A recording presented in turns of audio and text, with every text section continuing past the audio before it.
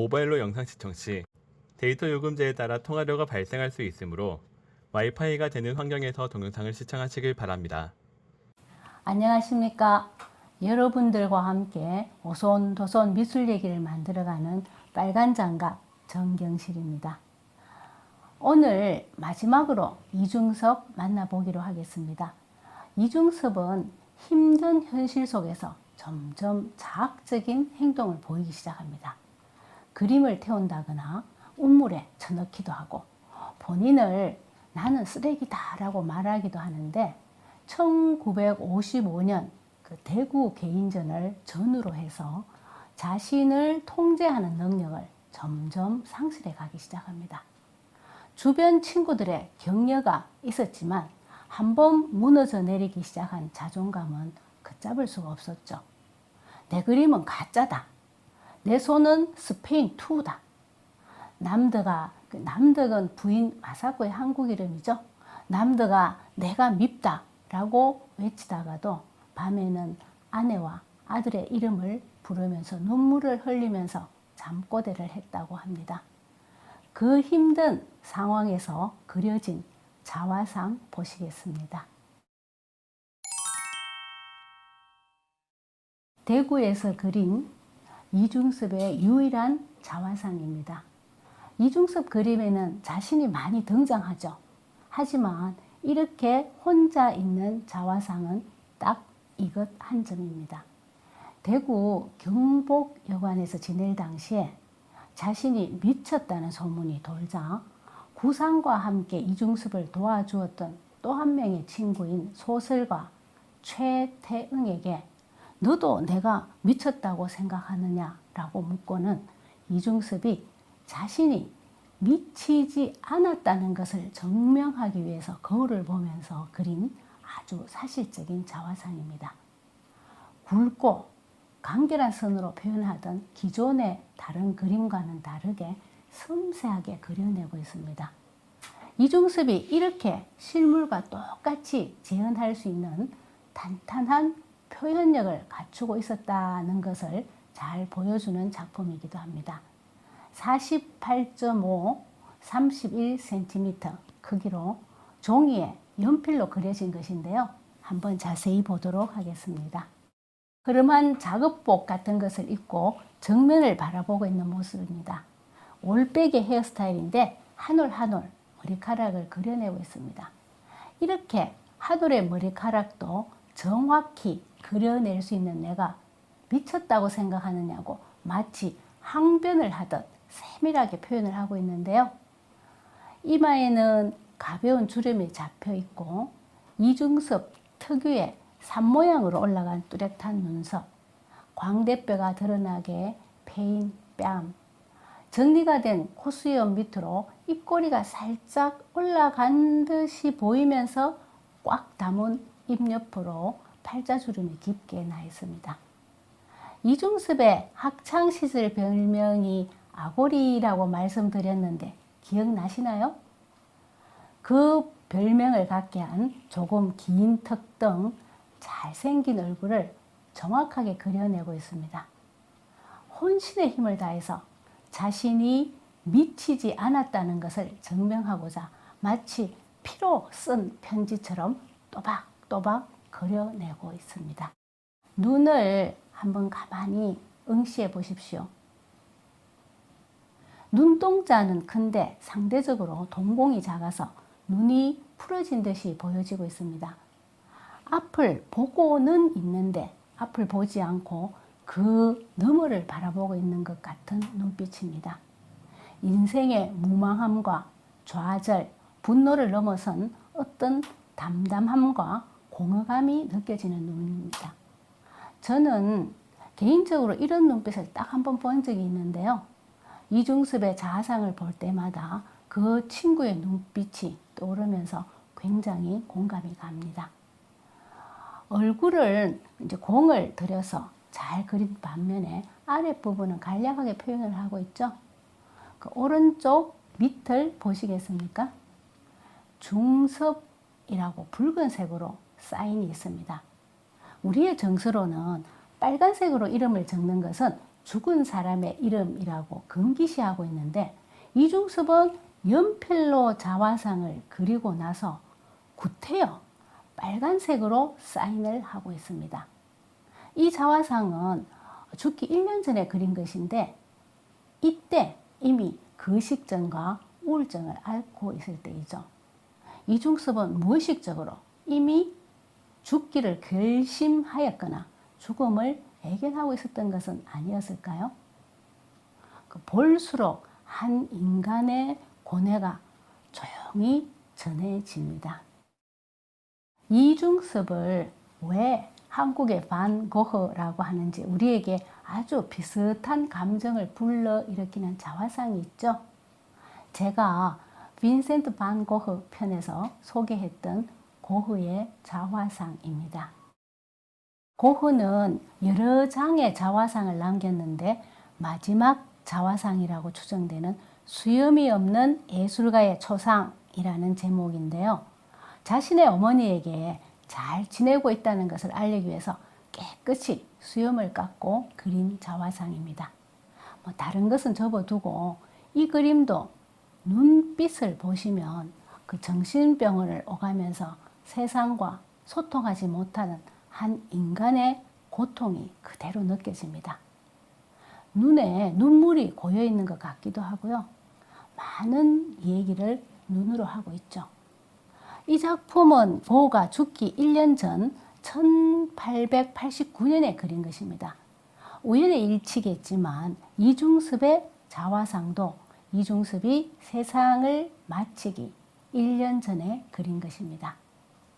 이 두 그림은 60여 년의 시간과 공간을 달리하고 또 이 작품은 유화로 또 한 작품은 연필로 그렸지만 눈을 가만히 바라보고 있으면 같은 얘기를 하고 있는 것 같은 보는 사람의 가슴이 서서히 젖어오는 자화상입니다.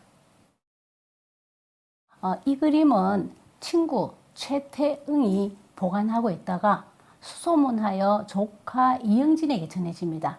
이영진은 이중섭이 원산에서 남하할 때 이중섭 가족과 유일하게 같이 온 형의 아들이죠.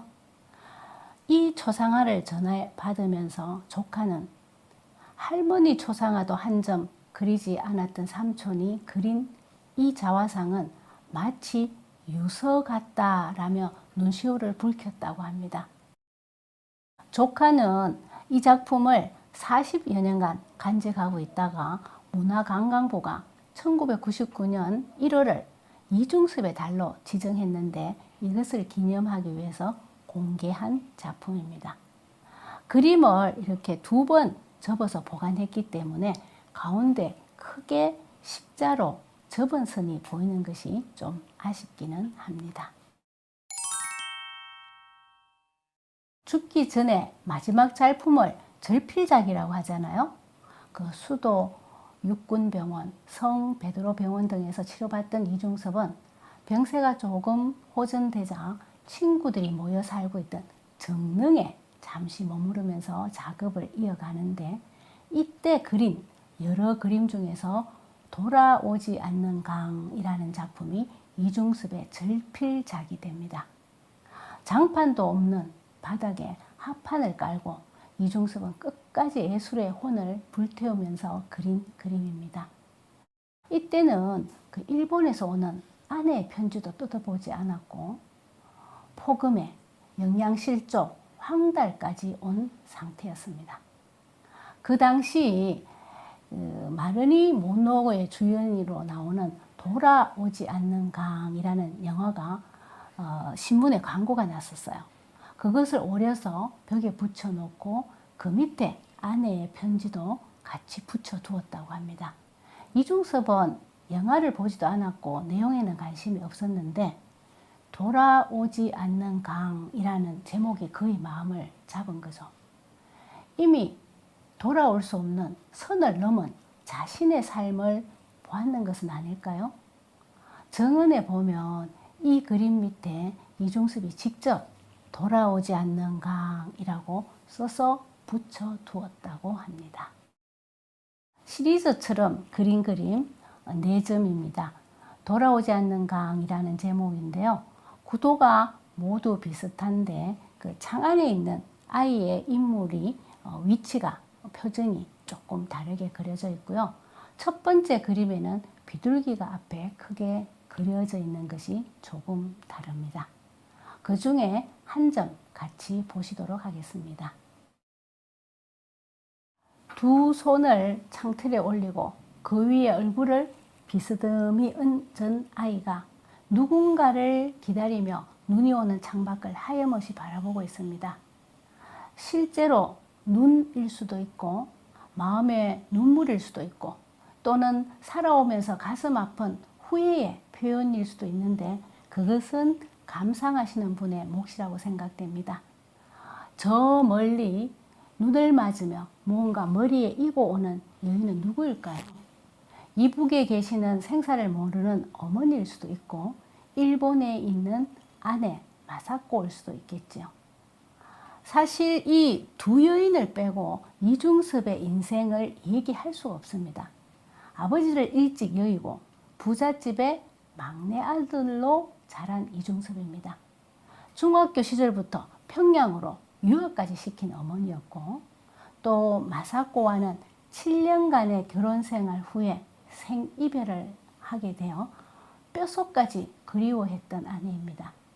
두 여인 중 어느 누구를 기다린다고 해도 이상할 것이 없지만 어머니에 대한 언급이 별로 없었던 이중섭은 그 죽음을 앞둔 시점에서 친구들에게 어머니에 대한 그리움, 죄스러움을 토로했다고 합니다.